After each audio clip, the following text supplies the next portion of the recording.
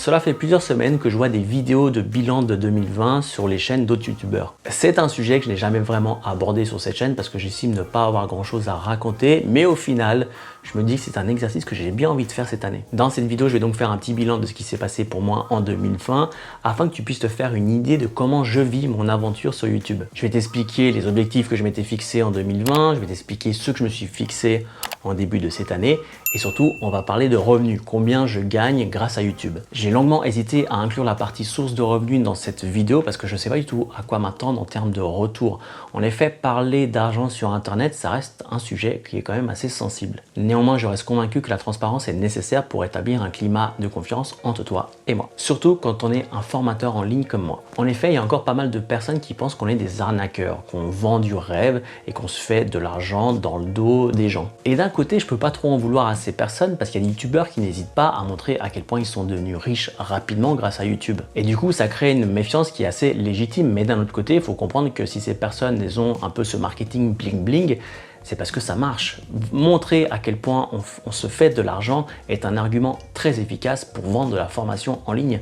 Donc, il faut systématiquement se poser la question, à qui est la faute? Pourquoi ils font les choses de cette manière? Pour ma part, j'ai simplement envie de te montrer ce qu'il est possible de réaliser grâce à YouTube. Surtout que je te rappelle que toute mon aventure de créateur de contenu se fait en plus d'un travail à temps plein et d'une vie de famille bien chargée. J'espère par ma transparence te montrer, te prouver qu'il est tout à fait possible de créer une source de revenus supplémentaire même avec très peu de temps libre. Je consacre vraiment, honnêtement, entre 6 et 8 heures par semaine au développement de cette chaîne et au développement de mon activité. Et je suis très satisfait des résultats. Au moment où je tourne cette vidéo, j'ai passé les 30 000 abonnés, ce qui est quand même assez fou quand on pense que je me suis lancé 3 ans sur un coup de tête, ne sachant pas trop ce que j'allais faire et surtout avec le peu de temps libre que j'ai à disposition. Ok, on va commencer donc par parler des objectifs que je m'étais fixé en 2020. Si 2019 a été l'année où j'ai commencé à avoir une stratégie claire et efficace dans mon contenu et j'ai commencé également à avoir mes premiers clients, 2020 a été l'année où j'ai commencé vraiment à me fixer des objectifs. Il était temps pour moi à ce stade d'arrêter d'avoir une vision au jour le jour sur YouTube, mais plutôt d'avoir une vision sur le long terme. Donc début 2020, je me suis fixé les objectifs de sortir une formation en ligne, d'avoir au moins 10 ventes dès la première semaine du lancement de la formation, de publier 40 vidéos sur la chaîne, ce qui représente en moyenne 3 vidéos par mois, et d'atteindre les 50 000 abonnés sur la chaîne. C'est toujours un peu délicat de se fixer des objectifs. S'ils sont pas assez ambitieux, on va se limiter, et s'ils sont trop grands, on risque d'être frustré de ne pas avoir réussi à les atteindre. Honnêtement, ils me donnent le coup de pied au cul nécessaire les jours où j'ai juste pas envie de faire des vidéos. Et crois-moi, que ces jours sont nombreux. Il fallait à ce stade que je trouve absolument un moyen de gagner du temps libre parce que entre le suivi client, les vidéos YouTube et ma vie de tous les jours, je n'avais plus une seule seconde à moi. La formation en ligne était donc une priorité absolue pour moi. Une fois que la formation elle est finie, qu'elle est en place, je n'ai plus qu'à assurer un suivi client, mais je n'ai plus besoin de faire des vidéos chaque semaine ou chaque jour. Même si au début la formation ne me permettrait pas de gagner autant d'argent que je peux en gagner en faisant de l'accompagnement avec une personne, à terme, sur le long terme, la formation va me permettre de gagner beaucoup plus d'argent parce que je ne suis plus obligé d'échanger mon temps contre de l'argent. D'un point de vue de l'expansion du business, c'est carrément beaucoup plus intéressant. Donc dès début 2020, j'ai arrêté d'accepter les accompagnements individuels pour prendre du temps pour justement créer cette formation en ligne. Dès les premières minutes passées devant mon écran, je me suis rendu compte à quel point je n'étais pas du tout productif dans cette tâche précise. Tout était clair dans ma tête, mais j'avais du mal à le formuler. J'avais la structure, le contenu, mais vraiment aucune idée de comment j'allais pouvoir vendre ceci. J'ai vite compris que j'avais besoin d'aide si je voulais être efficace et surtout si je voulais mettre toutes les chances de mon côté. Au même moment, je reçois un mail de Stan Leloup de Marketing Mania qui annonce qu'il ouvre un programme de coaching, un programme d'accompagnement. Ni une ni deux, je le contacte directement et 2 semaines plus tard, je commence à travailler avec Sarah qui est à la tête de ce nouveau programme de coaching. Elle m'a aidé à revoir la structure de ma formation, à créer toute la stratégie de communication pour son lancement et surtout à mettre en place ce que Stan appelle le lancement inversé. C'est le fait de proposer le programme à un prix réduit, à un prix de pré-vente. À ce stade, les vidéos de la formation ne sont pas entièrement tournées. Si on atteint l'objectif de vente qui était dans mon cas de faire 10 ventes dès la première semaine, dans ce cas, on va tourner les autres vidéos. Si on n'atteint pas l'objectif de vente, on va tout simplement rembourser les acheteurs, mais au moins on n'aura pas passé des heures et des heures à créer une formation qui ne se vend pas. Donc on a mis en place une page de vente, une séquence email pour justement alimenter les ventes, et rien que ça a demandé un travail de fou. Pour cette étape, si j'avais été tout seul, j'aurais simplement envoyé un mail à ma mailing list en leur disant que j'avais lancé une nouvelle formation.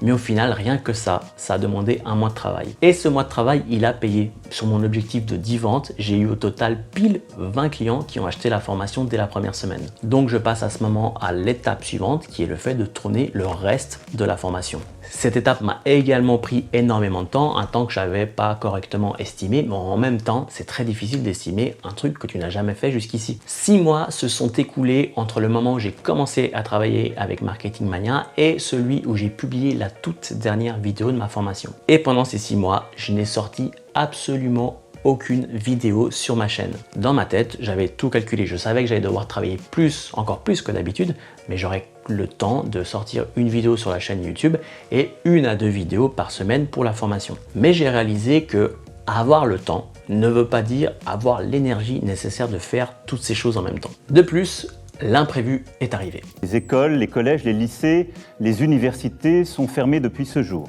La crise sanitaire nous a tous plongés dans un quotidien fait d'incertitudes, mais personnellement, la fermeture des écoles m'a plongé dans un état de fatigue certain. Ma femme et moi, on bosse. Du coup, on s'est retrouvés à devoir travailler, s'occuper des enfants, leur faire faire des devoirs, jouer aux professeurs, etc. J'ai dû continuer d'être un mari, un papa, un employé, un youtubeur entrepreneur. Au bout de quelques semaines, j'avais du mal à trouver le sommeil, à me concentrer et j'étais d'une humeur assez irritable. Pas besoin d'être un médecin pour comprendre que je commençais à avoir les premiers symptômes d'un burn-out, du coup il fallait que je lève le pied. Vu que ma priorité 2020 était de sortir une formation, j'ai donc dû arrêter de faire des vidéos sur la chaîne. Et ça m'a bien contrarié parce que j'étais vraiment dans une phase montante d'un point de vue YouTube et sans surprise, du moment que j'ai arrêté de publier des vidéos, la phase montante s'est arrêté net et j'ai commencé à avoir une baisse de trafic. Néanmoins, malgré ça, malgré le fait que je n'ai fait aucune vidéo, j'ai continué à accumuler des vues, j'ai continué à avoir des abonnés sur ma chaîne.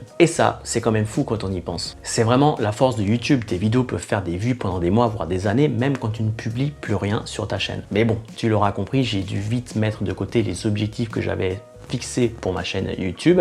Néanmoins, j'ai quand même gagné plus de 24 000 abonnés malgré ces 6 mois d'absence. Donc, si on reprend les objectifs, j'ai dépassé l'objectif des 20 ventes dès la première semaine de lancement. Par contre, je n'ai publié que 21 vidéos sur les 40 que je m'étais fixé. Et concernant les 50 000 abonnés, j'en ai eu au final que 30 000. Mais honnêtement, ce n'est pas très grave. Ça m'a appris que je devais inclure le facteur imprévu, incertitude, quand je fixe mes objectifs chaque année. Du coup, j'ai ajouté la notion de priorité sur mes différents objectifs. Comme ça, je sais sur quoi me focaliser dans le cas où il y a un nouvel imprévu qui arrive du jour au lendemain. Ce qui m'amène à te parler des objectifs pour 2021. Dans la priorité haute, on retrouve totaliser 100 ventes sur la formation, publier 40 vidéos sur la chaîne durant l'année, être référencé en première page des mots-clés qui sont stratégiquement intéressants pour moi et atteindre les 60 000 abonnés. Je me dis que j'ai fait 24 000 en étant 6 mois absent, je devrais pouvoir faire 30 000 durant l'année 2021 assez facilement. Et tous ces éléments, ils sont liés ensemble. Si je suis très bien référencé sur les mots-clés qui sont stratégiques pour mon activité, je vais augmenter mon trafic sur YouTube. En augmentant le trafic de ma chaîne, je vais augmenter le flux d'entrée de mon tunnel de vente. Et plus le volume de prospects qui passent par le tunnel de vente augmente, plus mes ventes augmentent automatiquement. Maintenant que la formation est en ligne, il me reste à optimiser le taux de conversion de ce tunnel de vente, récupérer des témoignages clients pour augmenter la preuve sociale et continuer d'accompagner les clients existants. Concernant ce fameux tunnel de vente, si tu veux en savoir plus sur ce que c'est, la stratégie que j'ai mis en place pour convertir mes abonnés en clients, je t'invite à regarder. Après avoir regardé cette vidéo, je t'invite à aller voir cette masterclass qui est complètement gratuite. Tu trouveras le lien de la masterclass en description de la vidéo. Ensuite, dans les objectifs à priorité moyenne, j'ai noté recruter une personne pour le montage de mes vidéos, recruter une personne pour l'accompagnement dans ma formation, tester des nouveaux formats sur ma chaîne. Pour les 2 premiers points, il s'agit avant tout de récupérer du temps libre pour pouvoir utiliser ce temps au développement de l'activité. Le montage d'une vidéo me prend entre 2 et 4 heures, ça va dépendre un peu du contenu de la vidéo. Ce qui représente quand même entre 40 et 50% du temps que j'ai à disposition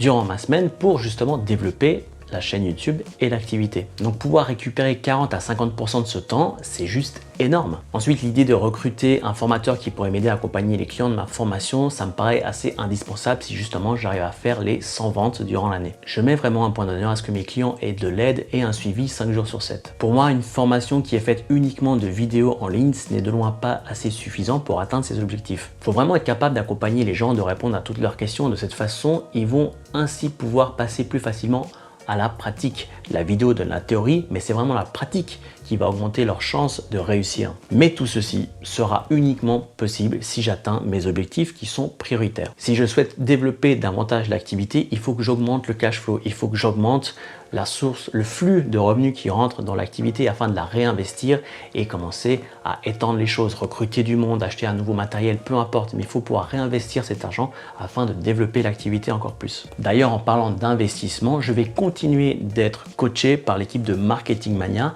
afin d'augmenter les chances, encore une fois, de pouvoir atteindre les objectifs que je me suis fixés pour 2021. Vraiment, j'ai réalisé grâce à ce premier accompagnement à quel point il est efficace, à quel point ça te permet d'aller plus vite et plus loin et surtout ça t'évite de te disperser. On se donne donc des objectifs à l'année qu'on découpe ensuite en phase de 90 jours comme ça, de manière à pouvoir avancer petit à petit. Ça me permet vraiment de libérer une certaine charge mentale que je peux avoir et surtout d'arrêter de douter constamment de mes choix. Quand tu te lances dans le business en ligne, tu n'as aucun repère, tu n'as aucune idée de ce que tu es en train de faire, c'est efficace ou pas, si c'est juste ou faux. Donc le fait d'être accompagné par une personne qui a de l'avance sur toi, ça t'enlève énormément de doutes, ça te permet de travailler beaucoup plus efficacement. Et c'est justement parce que je suis le premier à pouvoir bénéficier de cet accompagnement que j'ai envie d'offrir le même accompagnement aux clients de ma formation. J'y tiens vraiment énormément. J'ai vraiment envie d'apporter un maximum d'impact dans la vie de mes clients. Du coup, il est super important que je puisse les suivre de plus près, le plus près possible. Allez,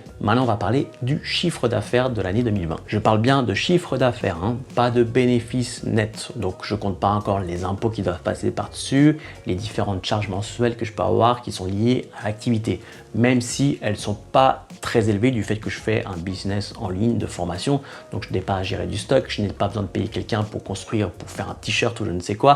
Je vends juste de la formation, je dois juste payer un abonnement mensuel pour stocker mes vidéos par exemple. Donc on commence par les revenus publicitaires de YouTube. En 2020, j'ai gagné 3700 francs suisses pour un total de 1,4 million de vues sur YouTube. Je pense que je pourrais facilement doubler le chiffre de ce montant si je mettais beaucoup plus de pubs dans mes vidéos. Mais d'un côté, je me dis que c'est pas non plus cool pour une personne qui regarde mes vidéos de systématiquement avoir de la publicité.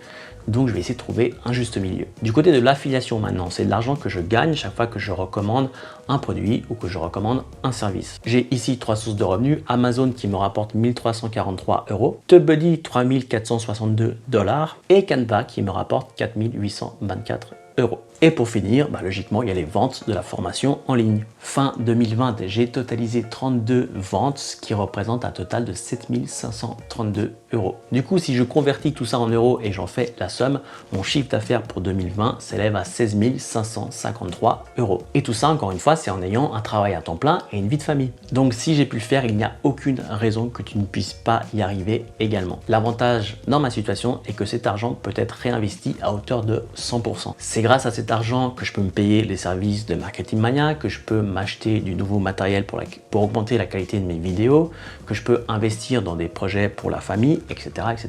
J'avoue que c'est pas toujours évident de parler d'argent sur Internet. Même moi, en ce moment, en train de te donner ces chiffres assez précis, de manière très transparente, je suis pas quand même 100% à l'aise. Donc j'attends vraiment ton commentaire pour cette vidéo. Est-ce que je fais bien d'être aussi transparent par rapport à mes revenus ou pas? L'idée que j'ai à ce stade, c'est de faire une vidéo en début de chaque année et de te montrer quelle est l'évolution de ma chaîne YouTube et de l'activité. Est-ce qu'en ayant 10 fois plus de vues sur YouTube, j'aurais fait x10 sur mon chiffre d'affaires par exemple? Moi honnêtement, je suis très curieux de voir quel est le lien entre les vues YouTube et la source de revenus. Voilà, je ne pouvais pas être plus transparent que ça dans cette vidéo. Encore une fois, mon objectif est de t'inspirer, de te montrer ce qu'il est possible de réaliser. Je suis parti vraiment de zéro sur cette chaîne et je pense que j'aurais pu aller 2 fois plus vite si j'avais dès le début eu une vision très claire de ce que je voulais faire sur YouTube. Mais en même temps, il a fallu que je me lance un peu dans le vide pour comprendre ce que j'avais vraiment envie de faire sur cette chaîne.